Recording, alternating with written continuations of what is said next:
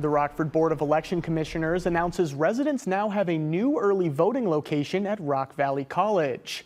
This means Forest City residents now have 3 early voting locations. So far, the Board of Commissioners has mailed out more than 10,000 ballots. The last day to request a vote by mail ballot is Thursday, October 31st.